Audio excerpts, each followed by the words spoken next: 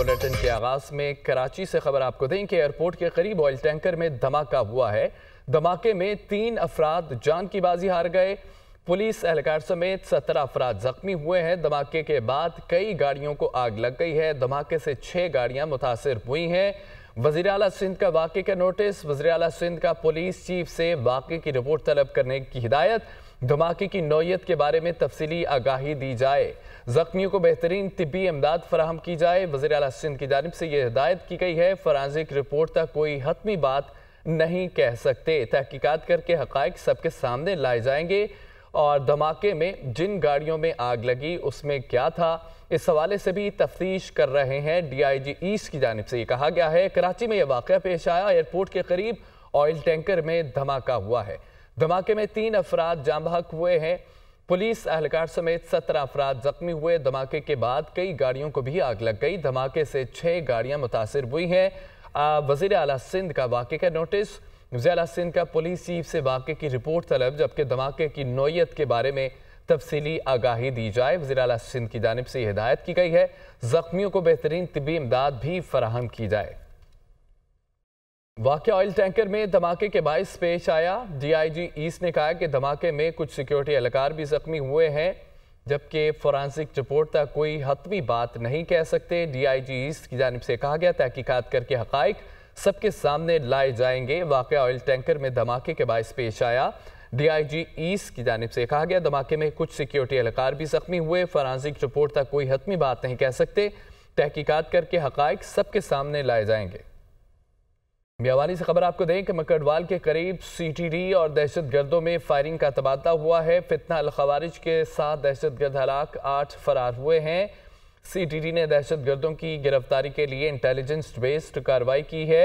दहशतगर्दों ने CTD team पर firing की और 6 दस्ती बम, सेफ्टी फ्यूज वायर, 7 क्लैशनकोव, गोलियां और बारूदी मवाद बरामद हुआ है।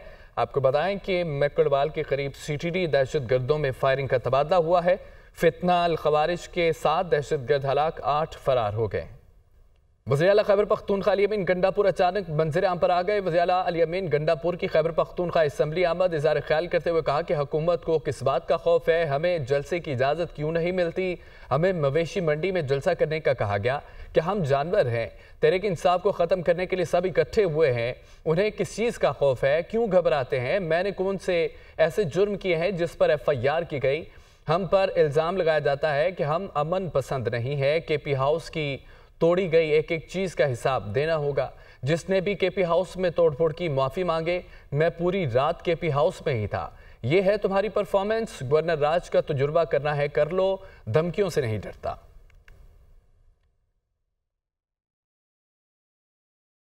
इस्लामाबाद में जलसा मांग रहे हैं, संजानी मवेशी मंडी में करो, उधर भी रुकावटें। फिर पिंडी में कहा जाएगा बाबा में करते हैं, कहते हैं जाओ काना मंडी में करो, मवेशी मंडी में। हम कोई जानवर है कि हम मंडियों में करेंगे? फिर हमने कहा एहतजाज करते हैं, पूरा में एहतजाज करते हैं, उसकी भी हमें इजाजत नहीं है। अली अमीन की गाड़ी थोड़ी है जाती, खैर है, मेरी गाड़ी थोड़ी है, माफ है। मेरा असला ले गया, माफ है। सामान ले गया, माफ है। KP हाउस की एक चीज जो इसने तोड़ी है, ये सिर्फ माफी नहीं मांगेगा, बना के भी देगा ताकि दोबारा जुर्म ना करे। हमने कभी अपने लिए नहीं खेला, टीम के लिए खेला है, सूबे के लिए खेला है, मुल्क के लिए खेला है, कौम के लिए खेला है। तगड़े हो जाओ, नायल कर दो, फिर आऊंगा और फिर आऊंगा, मजीद दब के आऊंगा, फिर मजीद दबूंगा। फिर वफाकी वज़ीर इत्तलाआत अता तारड़ ये कहते हैं कि पहला बुनियादी सवाल है, अली अमीन गंडापुर 24 घंटे कहाँ थे? कोई गुमशुदा होकर क्या असम्बली में पहुंचता है? बताना होगा ये ड्रामा क्यों रचाया गया। कभी हुकूमत और कभी फौज पर अगवा का इल्ज़ाम लगाया गया। आपने अमन व अमान खराब करने की कोशिश की, एक कांस्टेबल की जान ली। अली अमीन गंडापुर एक गैर जिम्मेदार शख्स है। हवारियों को इस्लामाबाद लाकर भाग गए, बाकायदा मुहिम चलाए गए। गंडापुर को अगवा कर लिया गया, उनका झूठ बेनकाब हो गया। हमारा मौक़िफ़ सच साबित हुआ, झूठ उनका वतीरा है। उन्होंने जिंदगी में सच नहीं बोला। कहते हैं कि 9 मई एक ड्रामा है। बानी PTI की बहनें कोर कमांडर हाउस में मौजूद थी। उनका भांजा वर्दी लेकर खड़ा था। उनके रहनुमा गाड़ियों में बैठकर कह रहे थे कि कोर कमांडर हाउस जा रहे हैं। क्या वो आपके लोग नहीं थे? क्या उनकी दिमागी हालत कुछ और थी? वफाकी वज़ीर दाखिला मोहसिन नकवी कहते हैं कि अल-अमीन गंडापुर की वीडियो हमारे पास मौजूद है। वीडियो चेक की तो पता चला कि वो निकल चुके हैं। तहरीक इंसाफ का मकसद यही था, धरना दें और एसयू कॉन्फ्रेंस ना हो। ये चाहते थे कि किसी तरीके से कोई लाश गिरे। उनके जो अज़ाइम थे वो पूरे नहीं हो सके। पुलिस ने रेड किया था रेंजर पुलिस का, तो उस टाइम पे हमें पता चल गया था वो निकल गए हुए थे। तो फिर हमने जब चेक किया था तो मीडिया पे चल गया, वो अरेस्ट हो गए। अब मेरा तो पहले तो मैंने उनको मना किया कि डिनाई ना करो, सबको चलाने दो, ताकि इनको कहना फिर बंदा भी प्रोड्यूस करके खुद दिखा दें। लेकिन फिर पूरे दिन, कल सारा दिन चला गया जी, वो तो गिरफ्तार हैं, सारा कुछ है। फिर जब आज मुझे सारों ने कहा नहीं ऐसे ना करो, उनको बताओ कि गलत है। मैंने कहा जब किसी ने तस्दीक नहीं की, कुछ नहीं कि उन्होंने चला दिया, तो कम से कम उनको फिर कई बंदों को ला के दें। एनीवेज फिर हमने आज वो वीडियो रिलीज़ की। अभी मैं किसी से अभी पूछ रहा था कि चेक करें कि जिस वीडियो में हमने कहा कि ब्लू कुर्ता शलवार में निकला, वही कुर्ता शलवार पहन के निकला हुआ है कि नहीं, तो वही कंफर्म किया कि वही कुर्ता शलवार में निकला हुआ है। वो निकल गए थे। वज़ीर-ए-आज़म शहबाज शरीफ ने इस्लामाबाद में अमन व अमान बरकरार रखने पर वज़ीर दाखिला मोहसिन नकवी इस्लामाबाद इंतज़ामिया और पुलिस की तारीफ की है। कहा कि इस्लामाबाद पर धावा नाकाम बनाने में पुलिस ने शानदार किरदार अदा किया है। पाक फौज, रेंजर्स और पंजाब पुलिस ने भी कलीदी किरदार अदा किया।